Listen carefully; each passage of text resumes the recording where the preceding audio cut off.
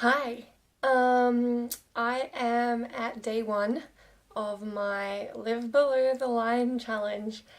And basically, what I'm doing is over the last week, I've been working as a participant in a fundraising effort to help education in Cambodia. Education being one of the main factors we can influence to fight poverty. And it's been pretty awesome so far. I started off with a goal of $1,500, which I actually hit this morning, and that's absolutely amazing. And I thank everyone who has donated so much. I did a live stream yesterday trying to raise some money, and there's a good chance I'll do a live stream sometime tomorrow. Um, this is the first day that I've spent living on $2 a day. So part of the challenge is that for 5 days you live on $2 a day, which means basically the day before the challenge you go out and you do all your shopping, and for less than $10 you buy food for the next 5 days. So I did that, and basically what I did was buy eggs and bread and pasta and the filling kind of fibery stuff that keeps you going day to day, but it's still not a lot of money. So it's about 5 p.m.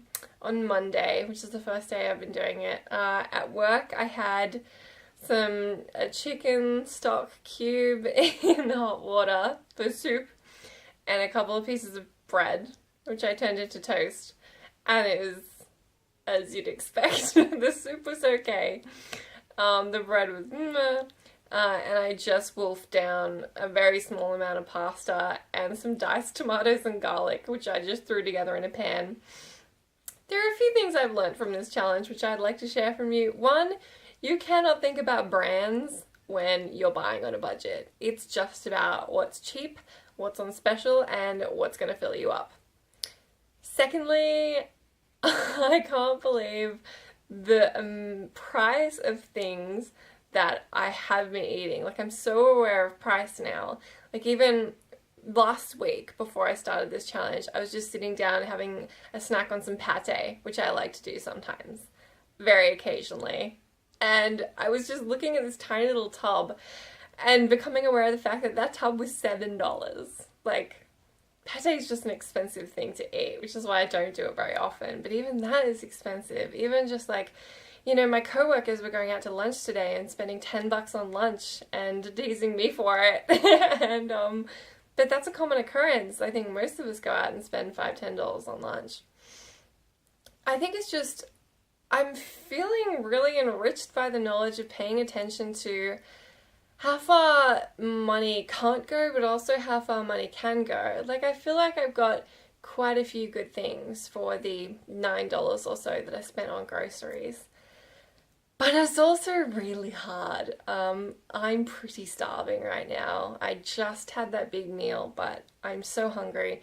I did manage to get milk on my diet, which I'm semi-snacking on, but I don't want to have too much because I need it to make eggs and stuff. But I find that food is one of those comfort things for me. Like, I come home, I put on this hoodie, which is one of my comfort things. I sit in front of my floor heater, I get in my bed.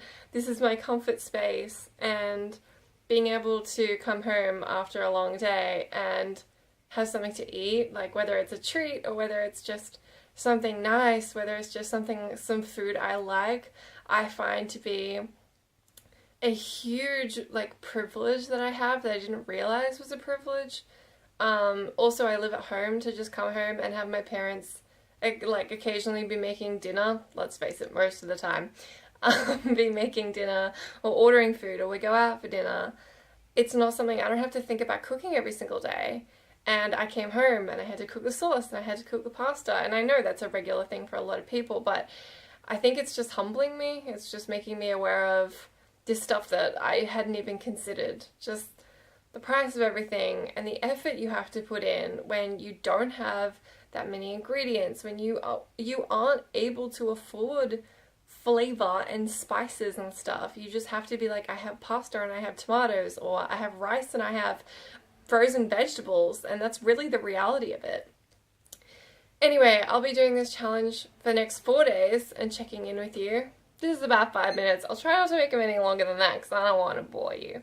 But I'll let you know about live stream details. Follow me on my social media stuff, which you can find down below. I'll be updating you on all of those as to how I'm going. If you do want to get involved, if you do want to try this challenge out for yourself, please, please, please be careful. Do a lot of planning in advance. That's what I did to make sure that you're getting the right nutrition and that you're being safe. And if you find yourself getting ill, or if you find that your body's not responding well to it, please stop. Other than that, I am still raising money even though I've already hit my goal. So if you have $1 or $2 to spare, I would love for you to support me in this. The fundraising actually goes all the way until June 30.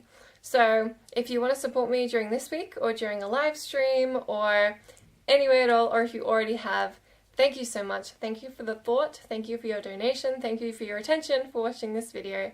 And I will see you again tomorrow.